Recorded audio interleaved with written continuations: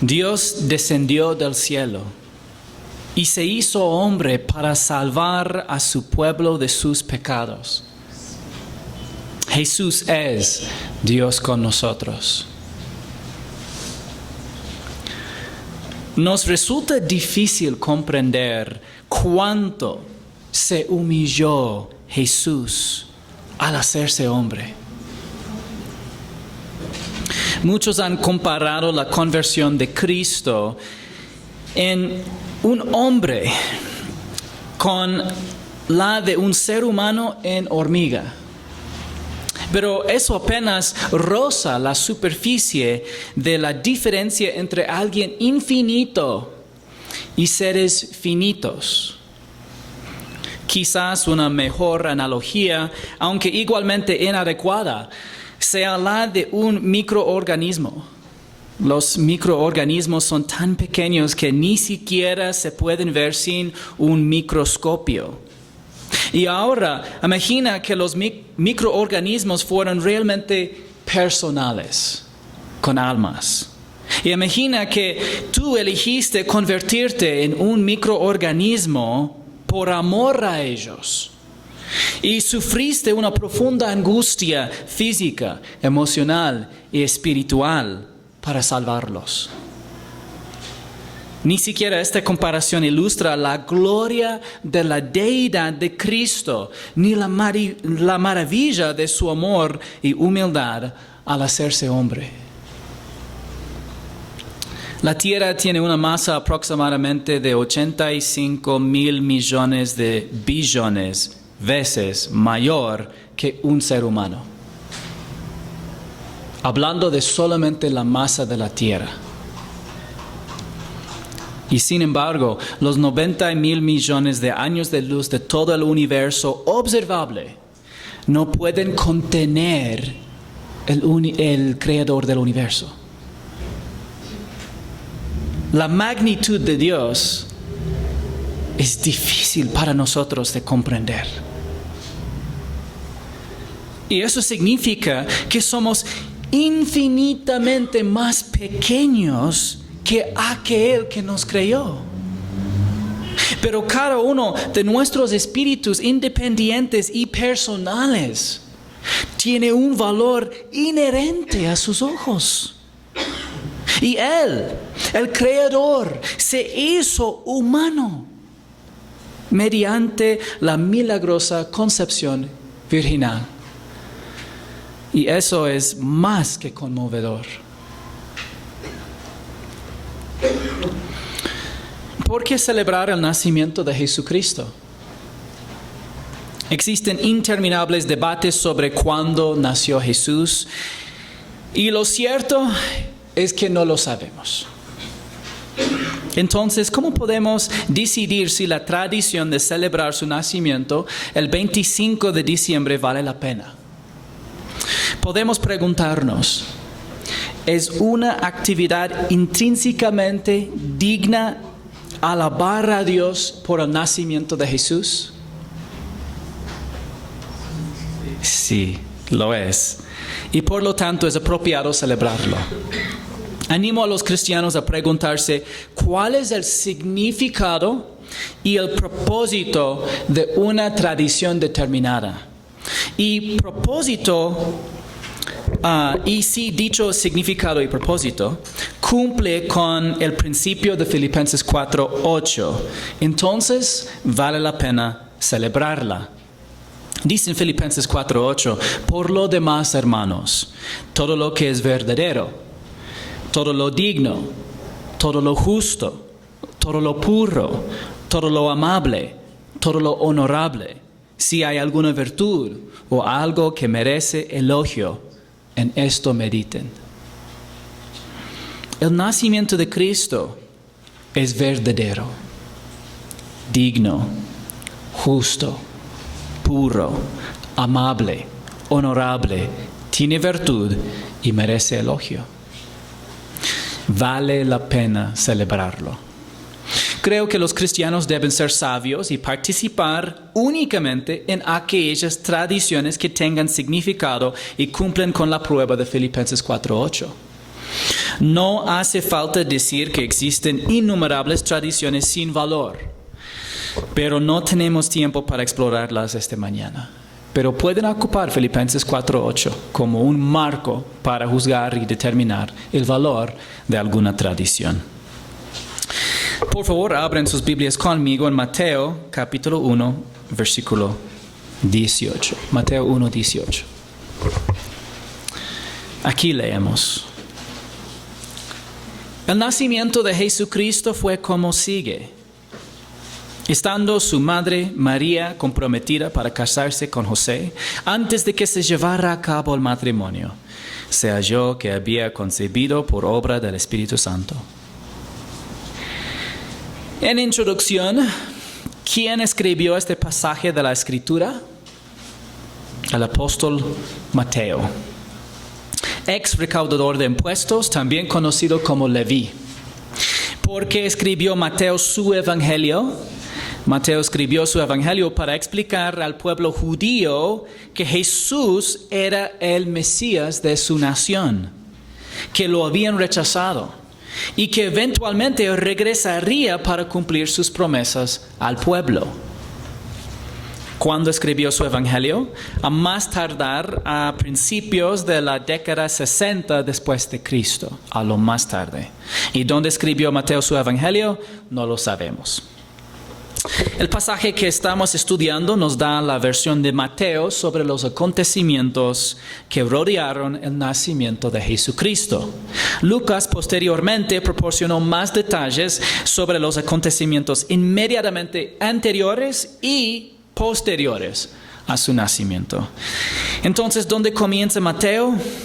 Estando su madre María comprometida para casarse con José, antes de que se llevara a cabo el matrimonio. José y María estaban legalmente casados, pero aún no habían consumado el matrimonio, es decir, aún todavía no tenían la ceremonia del matrimonio, ni tampoco habían tenido relaciones. El matrimonio judío estaba de dos etapas básicas para simplificar el proceso. Podemos tal vez explicar el proceso en 5 o hasta 7 pasos, pero vamos a simplificar en 2 pasos. Primero, los novios se comprometían. Y a diferencia de un compromiso moderno, el compromiso matrimonial era un matrimonio legal. Podemos comparar al matrimonio. Aquí en la iglesia hemos tenido algunos matrimonios en que han ido al registro civil unos días antes y han casado y después casado en la iglesia. Puedes imaginar de que en vez de ir al registro civil solamente un par de días antes, se fueron un año antes. Eso es prácticamente lo que pasó. Un periodo de al menos un año transcurría entre el compromiso y la ceremonia nupcial. Este periodo tenía 2 propósitos fundamentales. La novia se preparaba para el matrimonio, mientras que el novio preparaba un lugar donde vivir. Y el segundo fase fue que el novio iba a buscar a la novia y a llevarla a la casa de su padre, donde se celebraba la ceremonia nupcial y el banquete. José y María estaban en el periodo de espera de un año. José probablemente estaba construyendo una casa. Se halló que había concebido por obra del Espíritu Santo. Mateo dice simplemente así. Y hay buenas razones para creer que Lucas escribió su evangelio después de Mateo, por lo que proporcionó más información sobre cómo María estaba encinta por milagro del Espíritu Santo. Cuando el mensajero angelical Gabriel le anunció a María que daría a luz un hijo, que sería llamado Hijo del Altísimo y recibiría el trono de David, María le pidió una aclaración. Leemos en Lucas 1, 34 y 35. Entonces María dijo al ángel: ¿cómo será esto, puesto que soy virgen? El ángel le respondió: el Espíritu Santo vendrá sobre ti, y el poder del Altísimo te cubrirá con su sombra. Por eso el niño que nacerá será llamado Hijo de Dios. Gabriel le explicó a María que el Espíritu Santo le permitiría concebir un hijo de forma sobrenatural. ¿Y por qué era necesario?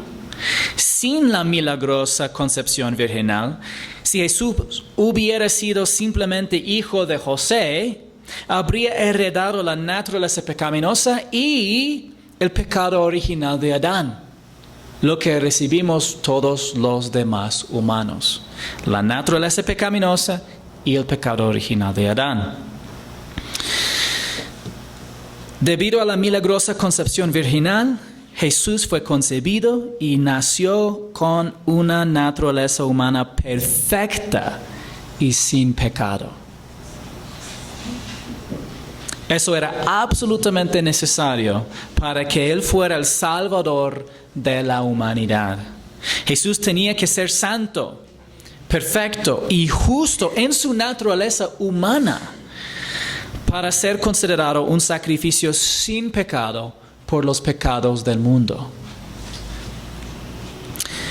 Entonces José, su marido, siendo un hombre justo y no queriendo denunciarla públicamente, quiso abandonarla en secreto.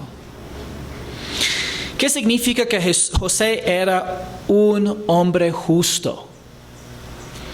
José fue justificado por la fe en el único Dios verdadero de Israel y su promesa de enviar un Redentor. 2000 años antes de José, uno de sus antepasados también fue justificado por la fe. Leemos en Génesis 15:6, y Abraham creyó en el Señor y Él se lo reconoció por justicia. Esta es la clase de justicia que Abraham también vio en su sobrino Lot. Cuando el Señor anunció que destruiría la ciudad de Sodoma, Abraham intercedió por ella porque esperaba que el Señor salvara a Lot, su sobrino. Y dice en Génesis 18:23, y Abraham se acercó al Señor y dijo, ¿en verdad destruirás al justo junto con el impío? ¿Y de cuál justo estaba pensando Abraham? En su sobrino, pues, en Lot. Al observar la vida de Lot, ¿parecía justo? No. Sin embargo, Abraham y el apóstol Pedro le atribuyeron justicia a Lot. Dice en 2 de Pedro 2, versículos 7 al 9, además rescató al justo Lot, abrumado por la conducta sensual de hombres libertinos, porque ese justo, por lo que veía y oía mientras vivía entre ellos, diariamente sentía su alma justa atormentada por las iniquidades de ellos. El Señor pues sabe rescatar de tentación a los piadosos y reservar a los injustos bajo castigo para el día del juicio. Entonces, debido a que Lot fue regenerado y justificado, declarado justo por la fe en el Señor, la ciudad donde vivía y amaba atormentaba su alma. Si leemos el récord de lo que pasó en Sodoma, vemos a Lot agarrado a la ciudad. No quiso dejar a esa malvada ciudad por nada, hasta que tuvo que ser arrastrado por los ángeles. Entonces vemos que por un lado, por la carne, él amaba a la ciudad. Incluso vemos él poco a poco, antes vivía lejos de la ciudad, después acampó cerca de la ciudad, después vemos a él no solamente viviendo en la ciudad, pero sentado en la puerta de la ciudad, un lugar de honor. ¿Ya? Y todo esto por la carne. Pero vemos al mismo momento que él fue justificado por la fe en el único Dios verdadero. Y hasta que en su nueva naturaleza como un hijo de Dios, él estaba atormentado por todo lo que él veía y escuchaba del mismo pueblo donde él eligió vivir. Y la razón que estoy enfatizando este punto es, tenemos que recordar que José primero está llamado justo porque fue justificado por la fe, no por méritos propios. Por lo tanto, podemos ver que la palabra de Dios describe a todos los creyentes como justos, no por su conducta, sino porque Dios les ha acreditado su propia justicia perfecta. Y es la única razón que tenemos entrada al cielo. Más tarde, el apóstol Pablo escribió en Romanos 3, 21 al 23, pero ahora, aparte de la ley, la justicia de Dios ha sido manifestada, confirmada por la ley y los profetas.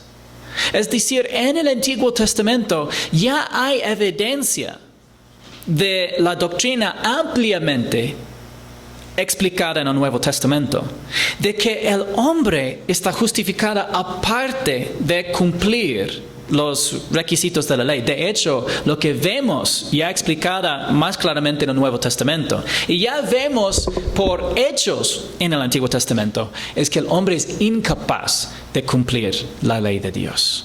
Y por esta razón su ley más bien condena al hombre. Esta justicia de Dios por medio de la fe en Jesucristo es la misma justicia que recibió Abraham. Es la misma justicia que recibió Lot, aunque fueron hombres muy diferentes. ¿Ya?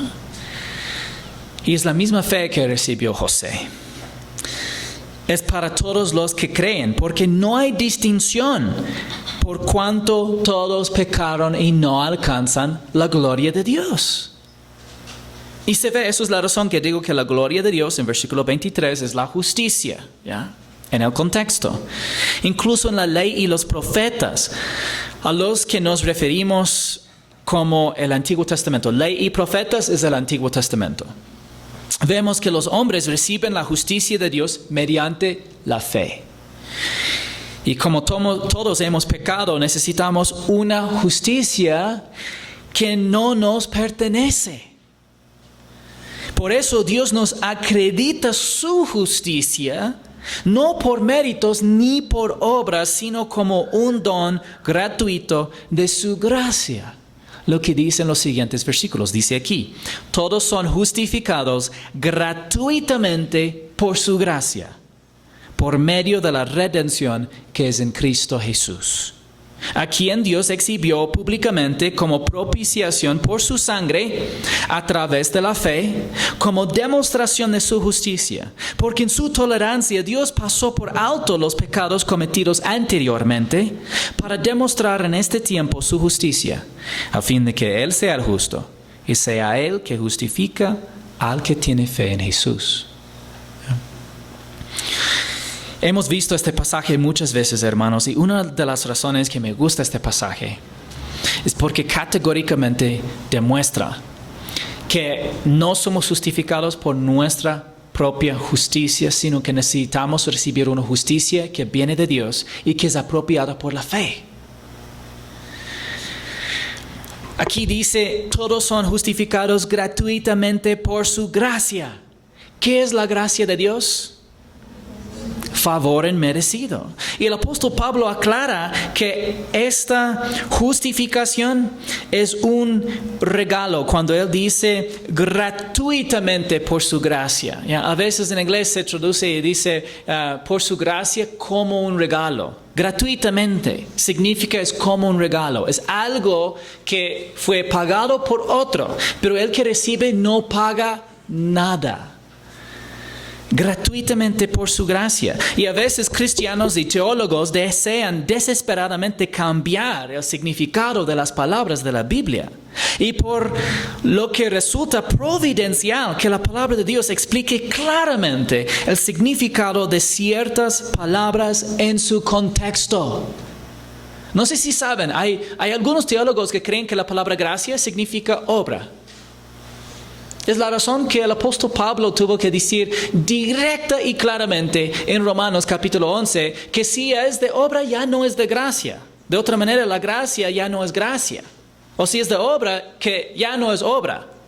Él está prácticamente diciendo, mira, basta con el juego de palabras. Gracia no es obra pues. ¿Ya? Es una o es la otra. Y aquí el apóstol Pablo está aclarando diciendo gratuitamente por su gracia, porque algunos dirían, sí es por la gracia, ¿ya? Pero la gracia es algún concepto teológico muy lindo y complejo y nadie puede entenderla. No, él dice gratuitamente por su gracia. Todos entendemos algo gratuito, ¿no es cierto? Entonces, para que entendamos lo que está diciendo, él agrega una palabra para aclarar el significado de la palabra en su contexto. Gracia es gratuito, o si no, no es gracia.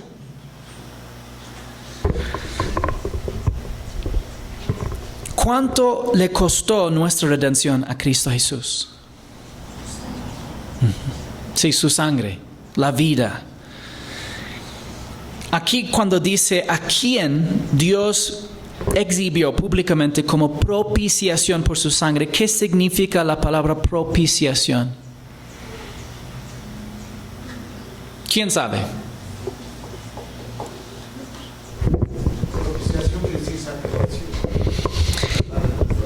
Es por el sacrificio de Jesús que está hecho disponible esta propiciación, sí, o esta propiciación es a través de su sacrificio, es la verdad. Pero quiero darles una definición, y les he dado muchas veces. Está muriendo uno por otro. Vemos esto en el caso de Jesucristo, sí, muriendo por nosotros, amén. Quiero darles una definición, y quiero que lo recuerden, ¿ya? Porque les he dado esta definición todas las veces que he repasado este versículo con ustedes. Sin embargo, el otro día, creo que fue en uno de nuestros estudios bíblicos de los hombres, les pregunté qué significa propiciación. Y nadie me pudo dar la definición. La razón que repito es porque quiero que aprendan, hermanos, ¿ya?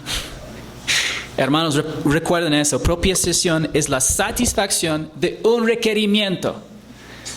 Repítelo conmigo. Satisfacción de un requerimiento. ¿Ya?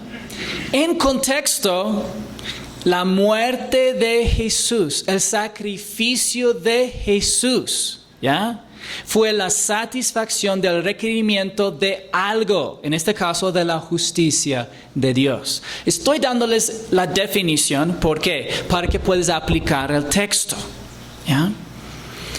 Sí, habla de la muerte de Jesús. Absolutamente. Pero quiero que entiendan por qué. Para cumplir o satisfacer un requerimiento de su justicia. El punto es, la justicia de Dios requería para el pecado, ¿qué? ¿Cuál es la paga del pecado? La muerte. Necesitamos entender como cristianos que Dios no dejó de lado su justicia. Él cumplió su justicia. ¿Ya? El requerimiento, lo que exige la justicia de Dios por el pecado es la muerte.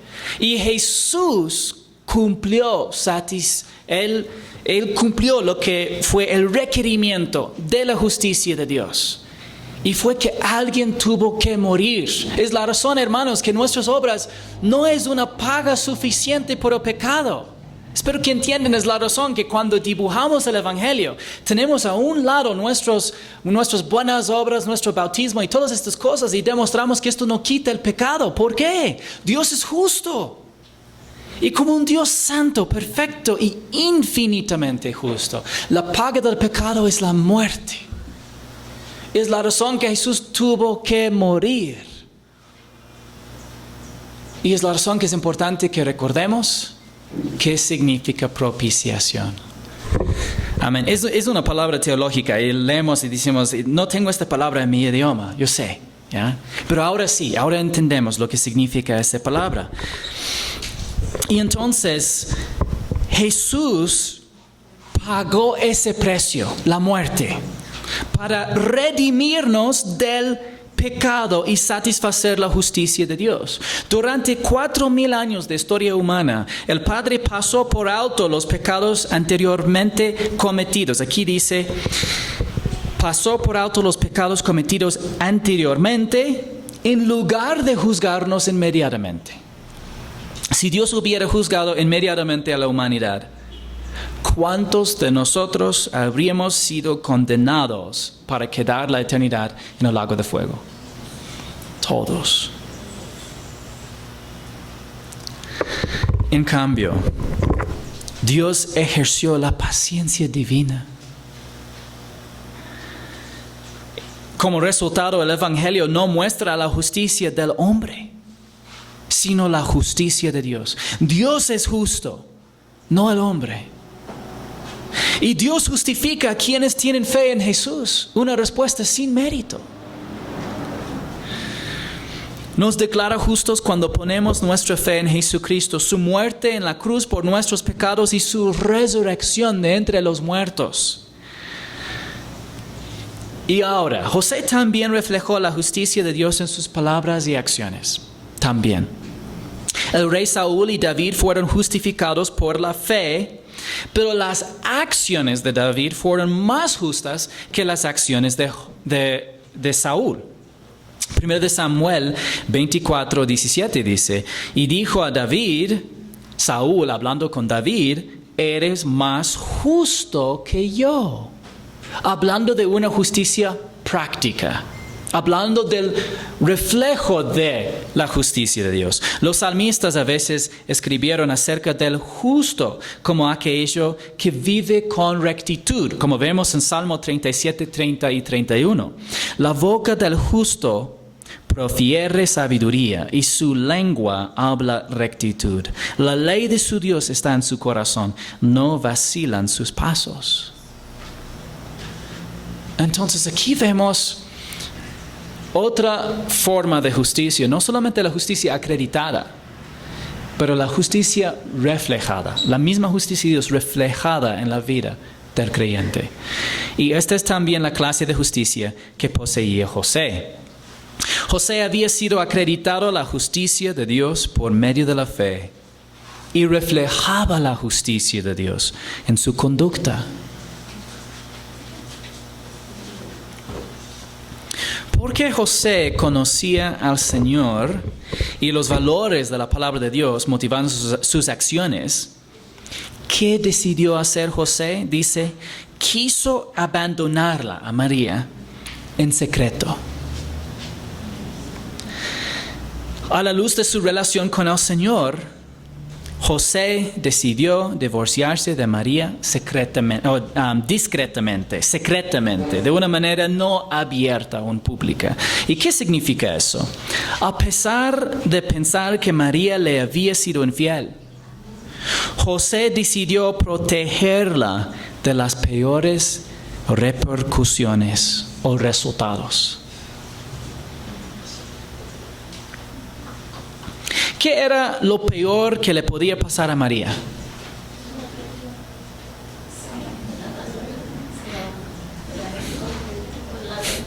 Como soy medio sordo, entonces no escucho bien. Bueno, José y María vivían bajo la ley de Moisés y este era el castigo por adulterio en la ley de Moisés. En Levítico 20:12 leemos, si un hombre comete adulterio con la mujer de otro hombre, que comete adulterio con la mujer de su prójimo, el adúltero y la adúltera ciertamente han de morir. Fueron apedreados. ¿Yeah? Y tienen que entender que José y María fueron legalmente casados. Según la ley de Moisés, fue posible aplicar este estatuto de la ley.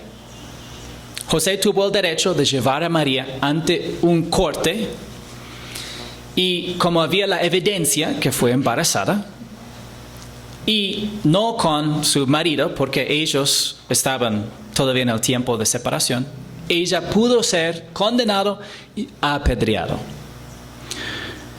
Y José no quería que eso le sucediera a María. Así que decidió divorciarse de ella, lo cual era una disposición de la ley en Deuteronomio 24. Y José reflejó la misericordia y la bondad de Dios hacia María. Vemos un equilibrio bíblico en las acciones de José. Por un lado, en su mente, las acciones de María tenían consecuencias, pero por el otro lado, él buscó limitarlas. Ahora, ¿cuál es la interpretación bíblica del divorcio? Es un tema importante. Primero, Dios diseñó el matrimonio como la unión permanente, monógama, entre un hombre y una mujer que solo termina con la muerte de uno de los dos cónyuges. Segundo, Dios diseñó el matrimonio como un pacto, un vínculo fuerte y sagrado entre dos personas. Tercero, Dios no diseñó el divorcio, sino que lo reguló en la ley de Moisés. Si tú lees Deuteronomio 24, incluso Él nos dice, en el caso de algo inmoral, que el esposo divorcia a su esposa.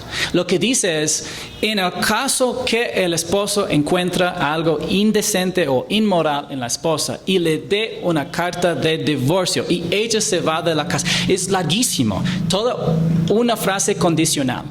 Y ella va y se casa con otro hombre y después ese hombre se muere o divorcia de ella. Entonces, no puede volver a casar con el primer hombre. Eso es lo que dice en Deuteronomio 24. Es decir, Dios estaba poniendo límites al divorcio y la renovación de matrimonio. No estaba diciendo que divorcie. Y eso es una distinción importante, porque en la ley de Moisés vemos a Dios poniendo límites sobre muchas convenciones que existían en ese entonces en el pueblo de Israel, pero no específicamente diciendo que deberían hacer eso. Cuarto, entonces el punto es esto, Dios no diseñó divorcio, para que entiendan. Nunca fue parte de su diseño o plan para los casados, pero Él sí permite divorcio y tiene reglas acerca de cómo funciona. Cuarto, Jesús solo permitió el divorcio por causa de adulterio. Y el apóstol Pablo lo permitió por abandono permanente. Es difícil explicarlo, requiere un poco de explicación, pero en el caso de un creyente y un incrédulo, entonces vamos a decir que la mujer es creyente, el esposo es incrédulo. Si el esposo incrédulo divorcia a su esposa por su fe y dice, yo te abandono, yo te divorcio, ¿ya? Entonces ella debería dejarle ir, pero también ya tiene permiso para volver a casarse. Es el entendimiento de algunos maestros. Habiendo examinado bastante el texto, yo sí creo que hay mucha lógica en esta interpretación, ¿ya? Y el quinto punto es que dado que el divorcio no forma parte del diseño de Dios para el matrimonio, la reconciliación sigue siendo preferible al divorcio cuando sea posible. ¿Y por qué? Es la cosa que refleje el diseño original y la intención de Dios. Obviamente esto no es siempre posible, pero es importante que entendamos que en general es preferible, ¿eh? Obviamente es un tema muy complejo. Si Dios permite, me gustaría enseñar un curso acerca de matrimonio y la familia este año que viene, y voy a necesitar mucha oración para eso. Pero en enero vamos a comenzar el estudio de Colosenses ya. Para que haya reconciliación debería haber un arrepentimiento bíblico. Y cuando un matrimonio roto por la infidelidad encuentra restauración por la gracia de Dios, narra una historia de redención que refleja el amor del pacto de Dios hacia su pueblo Israel. ¿Yeah? Tengo que mencionar que aunque es preferible la restauración en un matrimonio, esto no significa que una mujer debería elegir vivir en un matrimonio donde hay abuso. Yo siempre recomiendo a las mujeres, si tu esposo te pega, entonces llame a las policías. ¿Ya? Hombres no tienen ningún excusa para golpear a sus esposas. ¿Ya? Y una separación temporal hasta que hay alguna recuperación de seguridad en la relación es absolutamente lo correcto para una mujer en un caso cuando hay un abuso en el hogar. Esto no disminuye el valor del matrimonio, pero para estar seguro, para poder vivir juntos, es lo lógico. No quiero que alguna mujer piense que porque digo que el matrimonio es tan importante que deberían tratar de preservarla, significa que debería aceptar abuso en el matrimonio. Tampoco quiero que piensen así. ¿Ya? Sigamos. Entonces José, su marido, siendo un hombre justo y no queriendo denunciarla públicamente, quiso abandonarla en secreto. Y por si acaso, hermanos, yo he visto como santo remedio una mujer casada llamar a la policía cuando su esposo está violento. En serio, yo conozco el matrimonio, ahí mismo están, felizmente casados, después pasado de los años y les he preguntado cómo van, están mucho mejor, pero ¿por qué? Porque cuando él estaba borracho y violento, llamó a las policías y ellos arreglaron el asunto. Y desde entonces reconoció de que hay medidas para prevenir que los hombres ocupan la fuerza en el hogar. Hombres, la fuerza no es para tratar mal a las personas en el hogar, obviamente. ¿Ya? Si tú necesitas defender tu casa, pelear con unos ladrones o algo así, entonces dale nomás.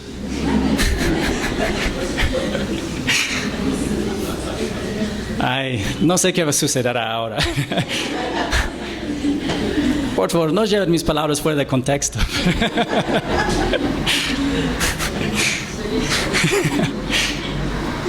Pero no es necesario en el hogar. ¿Ya? No es solamente no necesario, no refleja a Cristo. ¿Ya?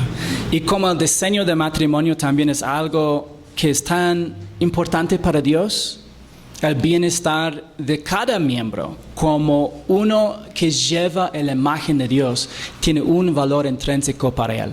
Y es la razón que podemos a la vez preservar el valor del matrimonio y podemos a la vez preservar el valor del individuo. ¿Ya? Porque Génesis capítulo 1 viene antes que Génesis capítulo 2. Génesis capítulo 1, la creación de hombre y mujer en la imagen de Dios. Génesis capítulo 2, el matrimonio de los dos. Pero entonces, como José aún no había consumado el matrimonio, decidió divorciarse de María en lugar de buscar la reconciliación, ya que su matrimonio prácticamente ni siquiera había comenzado. Y es posible que ya hubiera hablado con ella y tal vez pensó que, en lugar de admitir su pecado, mentía para protegerse. Sería lógico que él asumiera plenamente que María era simplemente una mujer inmoral y probablemente incluso mentirosa. Quizás preguntó, ¿quién es el Padre? Y ella respondió, el Espíritu Santo. ¿Lo creerías? Pero debemos recordar que José tenía buena razón. Así que Dios le envió una revelación.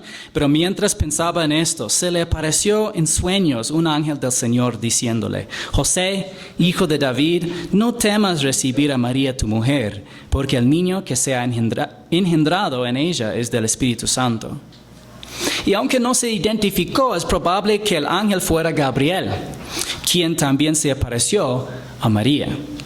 Él aclaró cómo fue concebido el bebé del Espíritu Santo. Y recuerden que Dios es espíritu, como dice en Juan 4:24, Dios es espíritu y los que lo adoran deben adorar en espíritu y en verdad. Por lo tanto, Dios no tiene cuerpo. No debemos pensar que el Padre y el Hijo son dos personas con cuerpos y que el Espíritu Santo es una tercera persona sin cuerpo. Ninguno de los tres miembros de la Trinidad tiene cuerpo, excepto en la forma en que se manifiestan visiblemente para relacionarse con su creación y ahora en Jesucristo, hecho hombre. El Espíritu Santo hizo que María concibiera sobrenaturalmente un hijo cuya conciencia personal provenía del segundo miembro de la Trinidad, el Hijo. Y dará a luz un hijo y le pondrás por nombre Jesús, porque él salvará a su pueblo de sus pecados. El ángel le indicó a José que llamara al hijo de María Jesús.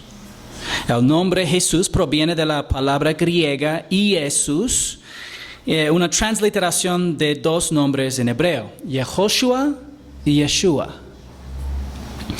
Yehoshua significa Yahweh salva y se translitera al español como Josué, generalmente. Era el nombre del líder de Israel que sucedió a Moisés, sucedió a Moisés y guió al pueblo de Israel en la conquista de Canaán. Después del cautiverio babilónico, Yehoshua se acortó a Yeshua, que tiene el mismo significado, Yahweh salva. Yahweh siendo el nombre del único Dios verdadero, Yahweh significa autoexistente. Si bien Jesús era un nombre común en el Israel del primer siglo, tenía un significado especial para el Hijo de María, porque Él salvará a su pueblo de sus pecados. Simplemente, por eso fue nombrado Yeshua, Yahweh salva, porque salvaría a su pueblo de sus pecados. El significado del nombre de Jesús refleja quién es Él. Él es Jehová, o Yahweh, quien salvaría a su pueblo de sus pecados. El nombre en hebreo es Yahweh, no Jehová, por si acaso, pero lamentablemente la mayoría de la gente no lo sabe. Y existe toda una organización construida alrededor de un nombre que ni siquiera es correcto. Yeah. Jehová no es realmente una palabra en hebreo, es Yahweh. Yeah. Yahweh significa autoexistente y se refiere al hecho de que Dios existe sin necesidad de nada que lo sustente. Este sencillo versículo proporciona otra prueba más de que Jesús es nada menos que Dios eterno. ¿Cómo salvó Jesús a su pueblo de sus pecados? Isaías 53, 5 al 6 dice, pero Él fue herido por nuestras transgresiones, o molido por nuestras iniquidades. El castigo por nuestra paz cayó sobre Él, y por sus heridas hemos sido sanados. Todos nosotros nos descarriamos como ovejas, nos apartamos cada cual por su camino. Pero el Señor hizo que cayera sobre Él la iniquidad de todos nosotros. Todos nuestros pecados fueron derramados sobre Jesucristo en la cruz y juzgados.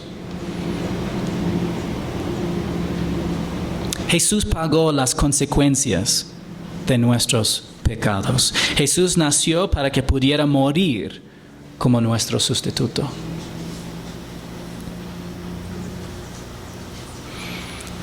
Y ahora, ¿qué concluyó Mateo de las instrucciones del ángel a José?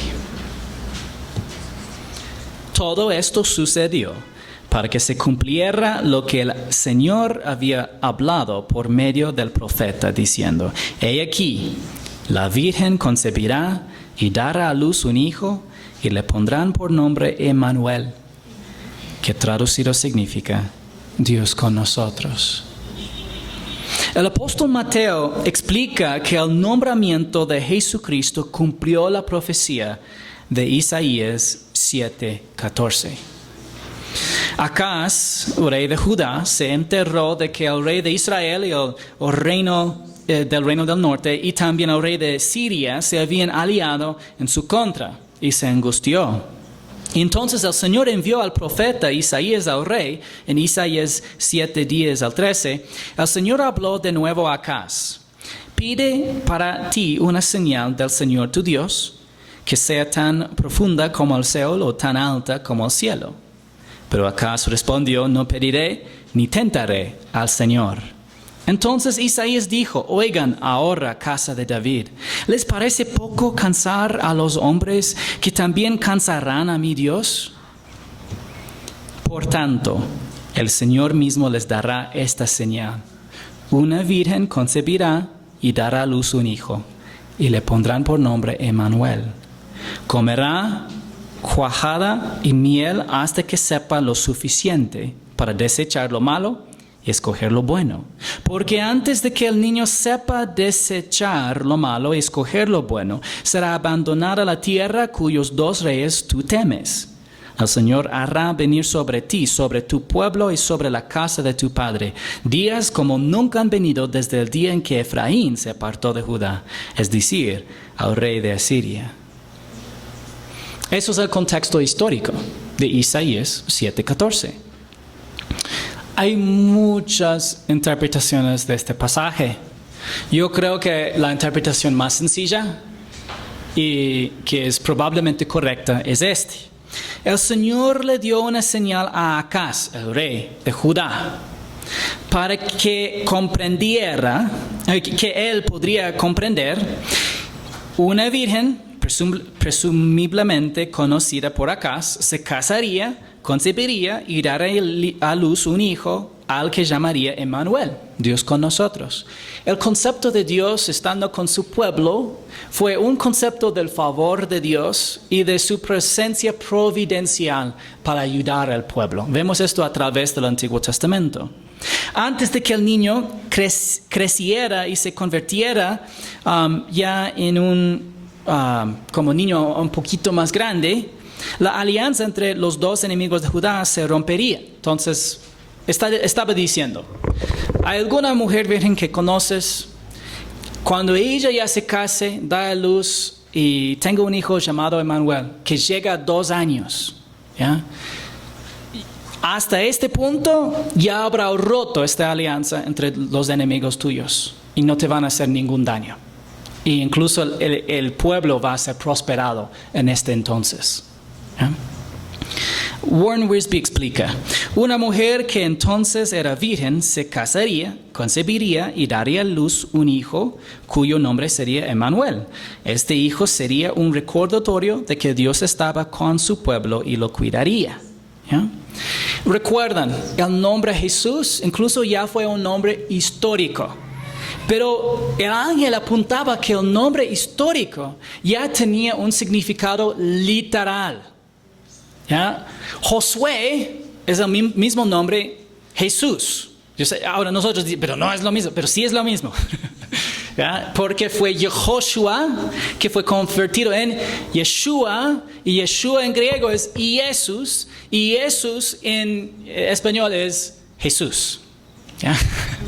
A diferencia de Yehoshua, ya en griego es Jesús. Y Jesús, en los pasajes que hablan de él, que fue el capitán, el general del ejército de Israel, es Josué. ¿Ya?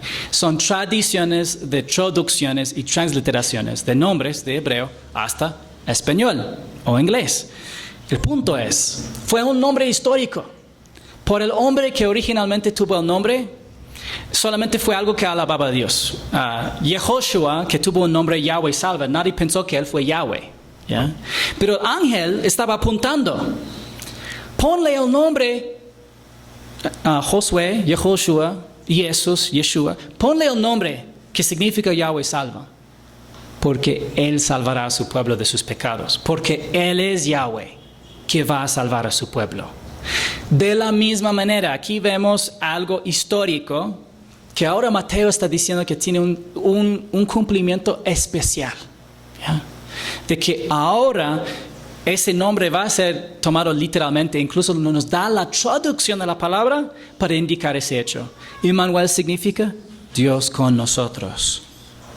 Es una entre muchas interpretaciones de este pasaje, por si acaso, ¿ya? Otros maestros consideran, bueno, no les voy a explicar porque hay muchas, pero esta es la más lógica, yo creo, ¿ya? Y también es la opinión de Warren Wiersbe, es un buen maestro, entonces seguimos con lo que dice él. Pero entonces, Jesús es Emmanuel, es literalmente Dios con nosotros, no solamente como un nombre que refleja la providencia de Dios para ayudar a su pueblo, sino literalmente es su identidad. Y aproximadamente 33 años después, Jesús dijo a una multitud de incrédulos, porque he descendido del cielo, no para hacer mi voluntad, sino la voluntad del que me envió. Desde la eternidad pasada, el Hijo estuvo dispuesto a descender del cielo y hacerse hombre. Incluso cuando hablamos de que Jesús descendió del cielo, no nos referimos a que el cielo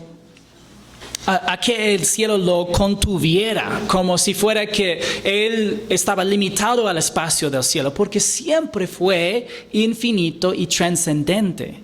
Pero tuvo una presencia localizada en el cielo, en la presencia de los ángeles, que ya descendió a la tierra y se convirtió en verdadero hombre. Ahora es 100% verdadero hombre y 100% verdadero Dios.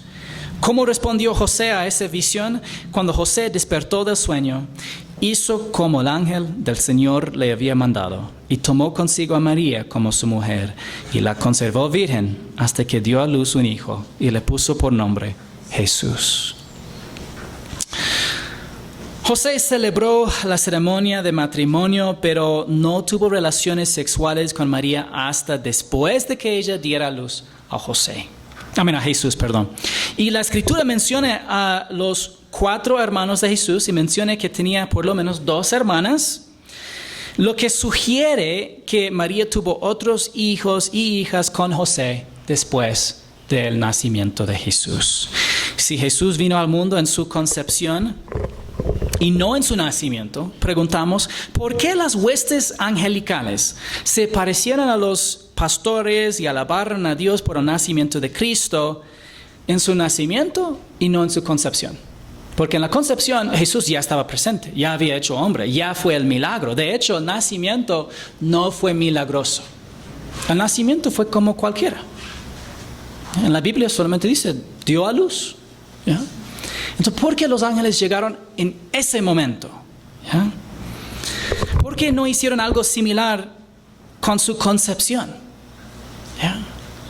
Probablemente porque habría habido una mayor tendencia entre los humanos a adorar a María si los ángeles hubieran llamado la atención sobre la concepción en vez del nacimiento. Leamos brevemente sobre la respuesta de las huestes angelicales en el nacimiento de Jesús en Lucas 2:10 al 15. Pero el ángel les dijo, no teman, porque les traigo buenas nuevas de gran gozo que serán para todo el pueblo, porque les ha nacido hoy en la ciudad de David un Salvador, que es Cristo el Señor. Esto les servirá de señal. Hallarán a un niño envuelto en pañales y acostado en un pesebre. De repente apareció con el ángel una multitud de los ejércitos celestiales, alabando a Dios y diciendo, gloria a Dios en las alturas y en la tierra paz entre los hombres en quienes Él se complace. Cuando los ángeles se fueron al cielo, los pastores se decían unos a otros, vayamos pues hasta Belén y veamos esto que ha sucedido, que el Señor nos ha dado a saber. Si el hueste angelical había hecho este anuncio a los pastores en el momento de la concepción, no habría sido algún señal para autentificar el mensaje. Además, los pastores no habrían podido adorar al bebé sin adorar a la mamá. Pero porque esperaron hasta el nacimiento, fue posible para los pastores llegar y adorar a Jesús separado de María, para que fuera distinto de que Jesús es el único Salvador y Redentor y que Él es Dios hecho hombre. Las Escrituras dicen que el Cordero fue crucificado antes de la fundación del mundo, lo que significa que el eterno Hijo de Dios, desde la eternidad pasada, quiso entrar en el tiempo y hacerse hombre para morir por ti y por mí. Se ha dicho que Jesús nació para morir, para que pudiéramos nosotros vivir. Y la encarnación del Hijo Eterno conmueve nuestros corazones de asombro y llena nuestras almas de gratitud. La primera vez que Cristo vino, murió como nuestro sustituto. Cuando regrese, establecerá el reino que no tendrá fin. Les dejo con una profecía sobre el nacimiento y la identidad divina del Mesías. Isaías 9, 6 al 7 dice: porque un niño nos ha nacido, un hijo nos ha sido dado, y la soberanía reposará sobre sus hombros, y se llamará su nombre Admirable Consejero, Dios poderoso, Padre eterno, Príncipe de paz.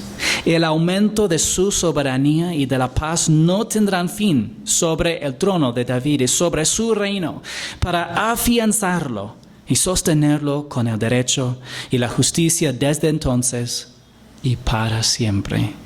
El celo del Señor de los ejércitos hará esto.